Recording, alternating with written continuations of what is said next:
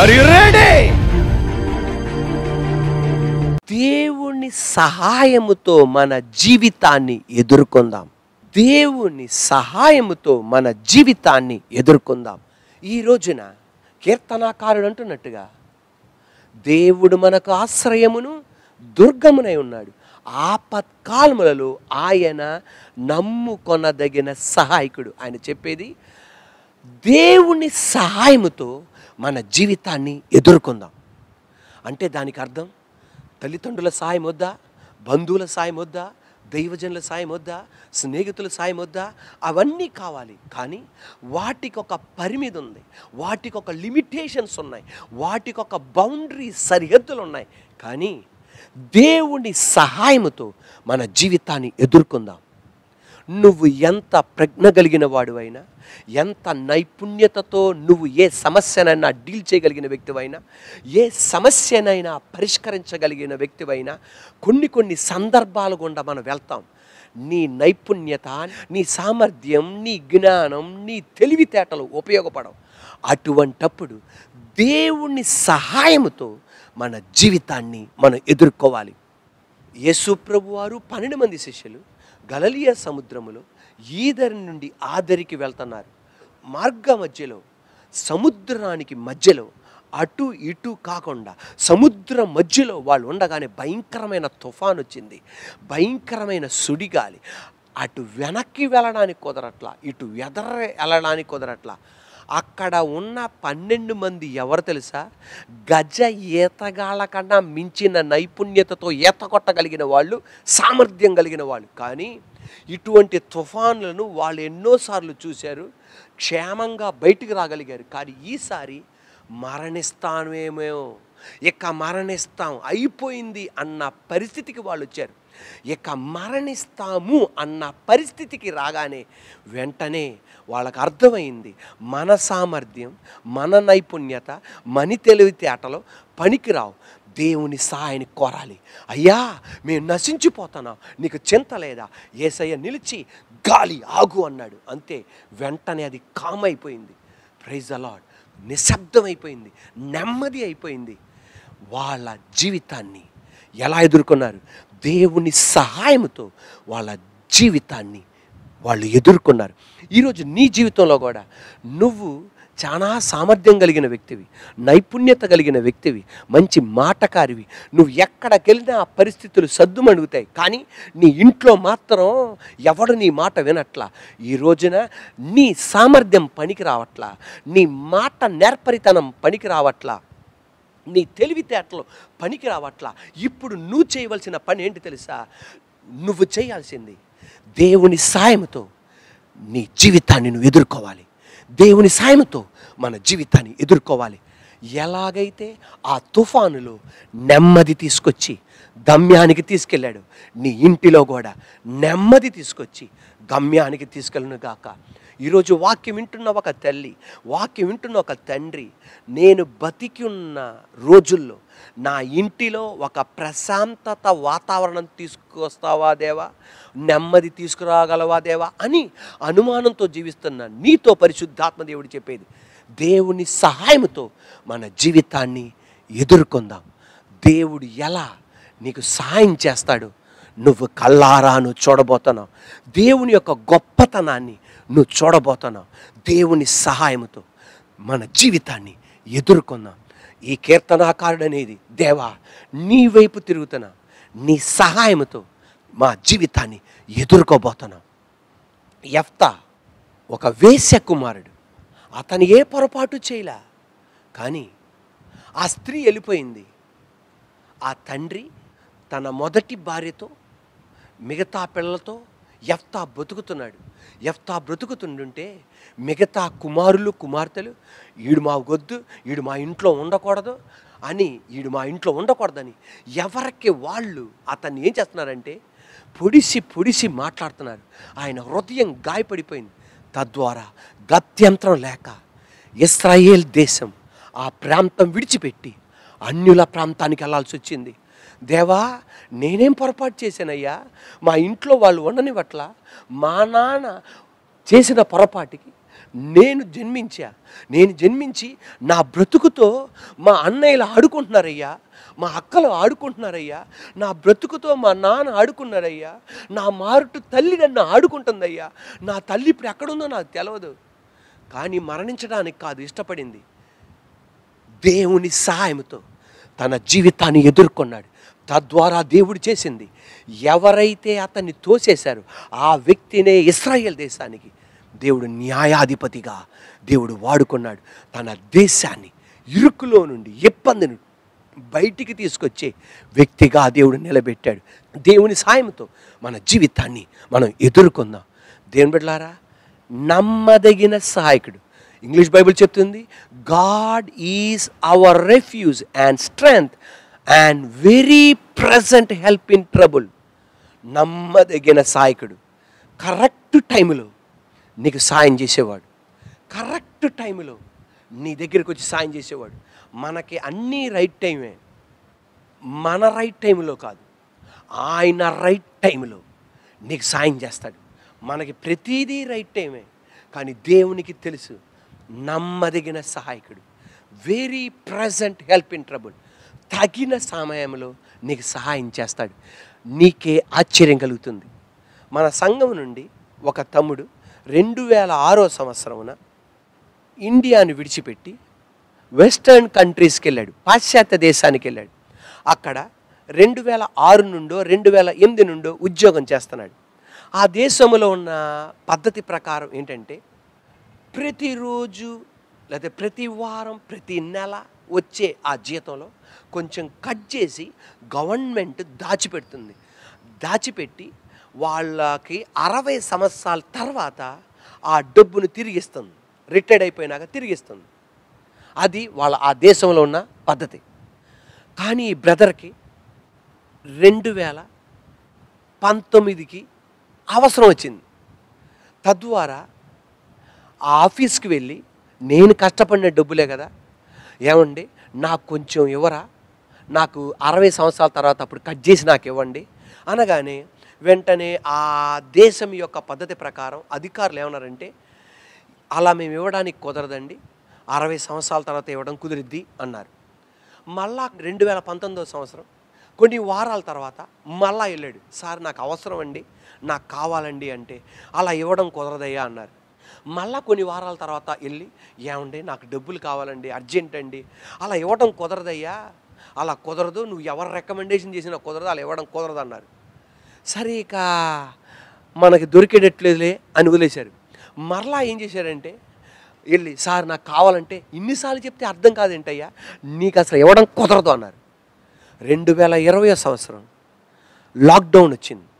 2020 సంవత్సరం లాక్డౌన్ రాగానే ఆ దేశపు రాష్ట్రపతి గారు డిక్లేర్ చేశారు ఏంటంటే, మీకు రిటైర్డ్ అయిపోయిన తర్వాత రావాల్సిన డబ్బులో 10% మీరు ఇప్పుడే వెళ్ళి తీసుకోవచ్చు అన్నారు. Praise the Lord. మీకు తెలుసా, 2019 అతనికి రైట్ టైం కాదు, కానీ ఆయన అనుకున్నాడు అది రైట్ టైం అని. కానీ 2020 రాగానే ఆయన నాకు ఫోన్ చేసి చెప్తున్నాడు, అన్నయ్య అప్పటికన్నా ఇప్పుడే నాకు right time. Praise the Lord. నజరేయుడైన యేసయ్య నామములో తగిన సమయంలో ఆయనకి సాయం చేస్తాడు.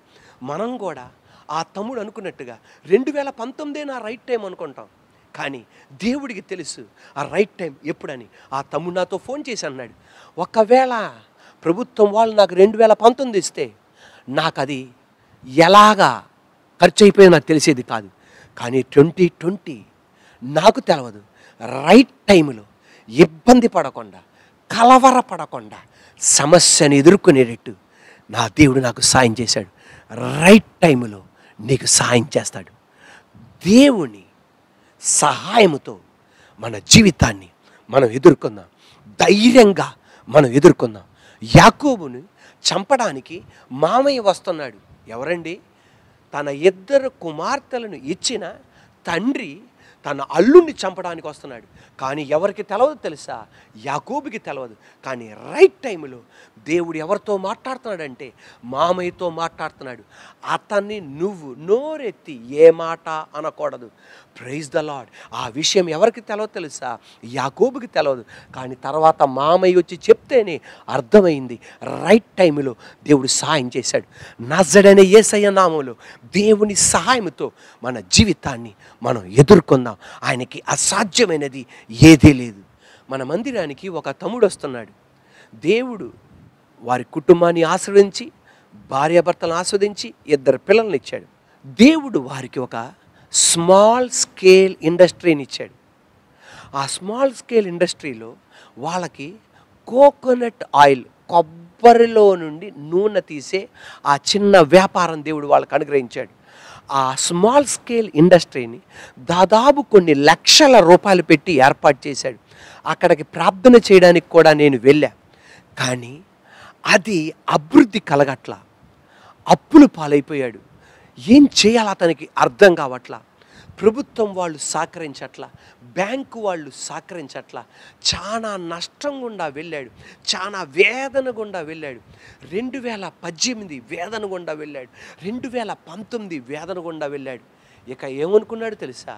2020కి రాగానే ఈ అప్పులు తీర్చాలి, బ్యాంకుకి కట్టాలి, ఇక మార్గం లేదు.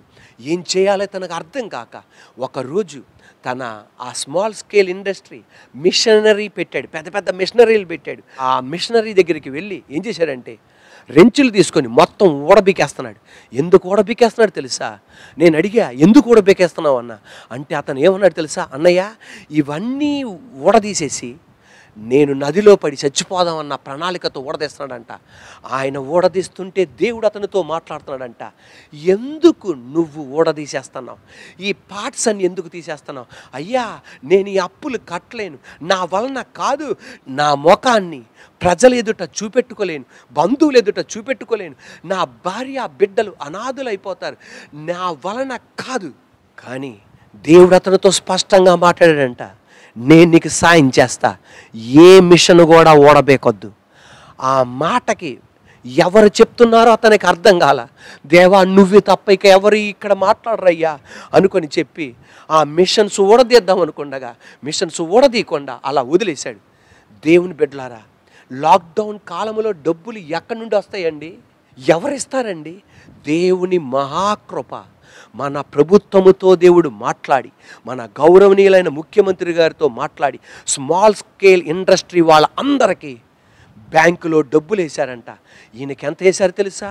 దేవుడి మహాకృప 27 లక్షల రూపాయలు బ్యాంకులు వేసి రెడీ చేశాడు. Praise the Lord. ఆ తమ్ముడు నాకు ఫోన్ చేసి చెప్పింది, అన్నయ్య, ఈ విషయం యేసయ్యకి కృతజ్ఞతలు తెలియపరిచి ఆయన భార్య 2 బిడ్డలు దేవునికి థ్యాంక్ యూ చెప్పి మొట్టమొదటిగా నీకే ఫోన్ చేసి చెప్తున్నాను అన్నయ్య, హల్లెలూయా. ఆ బ్యాంకులో 27 లక్షలు పడేటి దేవుడు చేశాడు అన్నయ్య. తగిన సమయంలో ఎవ్వరు మార్గాలు లేవు. ఎవరు ఇస్తారండి ఈ లాక్డౌన్ కాలంలో? ఎవరి దగ్గర ఉన్నా ఎవరు ఎందుకని నెక్స్ట్ ఏంటి అని అర్థం కాని పరిస్థితి. నేను ఇచ్చేస్తే ఏం జరిగిద్దని పరిస్థితి. కానీ దేవాది దేవుడు అద్భుతం చేయగలిగాడు తగిన సమయంలో. Praise the Lord. మన జీవితాన్ని, హల్లెలూయా, దేవుని సాయంతో మన జీవితాన్ని ఎదుర్కొందాం. తగిన సమయంలో ఆయన సాయం చేస్తాడు. అపోస్తలుడైన పౌలు చెరసాలలో ఉన్నాడు. అతన్ని చంపేయాలని 40 మంది నిష్ఠ కలిగిన యూదులు ఉపవాసం ఉన్నారు.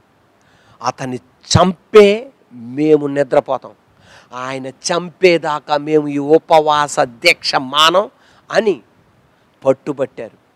పట్టుబట్టి వాళ్ళొక ప్లాన్ వేస్తున్నారు, వాళ్ళొక ప్రణాళిక వేస్తున్నారు.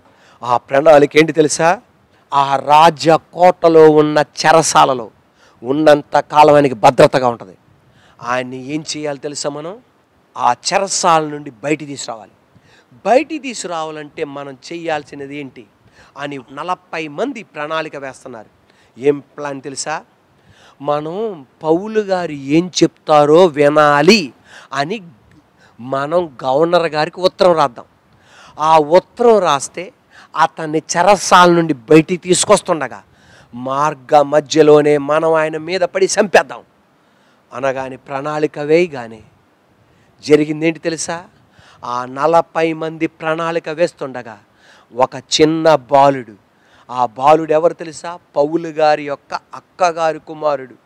ఇది అంతా విని పౌలుకి చెప్పగా పౌలు అన్నాడు, నాకు చెప్తే కుదరదు. ఆ అధికారికి చెప్పగా అధికారి అన్నాడు, నువ్వు ఈ విషయం, ఈ వర్తమానం ఎవరికీ తెలియపరచొద్దు. అంతే, రాత్రికి రాత్రి దాదాపు 470 మంది సైనికులతో, ప్రైజ్ ద లార్డ్, రాత్రి రాత్రే అతన్ని ఆ స్థలము నుండి మరొక స్థలానికి మార్చి పడేశారు, షిఫ్ట్ చేసి పడేశారు, ట్రాన్స్ఫర్ చేసి పడేశారు. రాత్రికి రాత్రి ఈ 40 మందికి అర్థం కాల ఎలా తప్పించుకున్నాడా అని. Praise the Lord. తగిన సమయములో ఆయన సహాయం చేశాడు.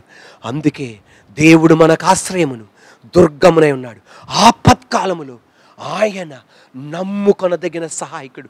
ఎ very present help in trouble.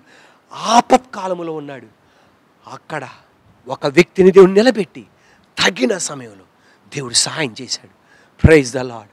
దావీదు జెక్లాగులో ఉండగా అమాలేకీయులు తన భార్యలను, తన స్నేహితుల భార్యలను, కన్యకలను, బాలులను తీసుకెళ్ళిపోయారు. ఎక్కడికి తీసుకెళ్లారో తెలియదు.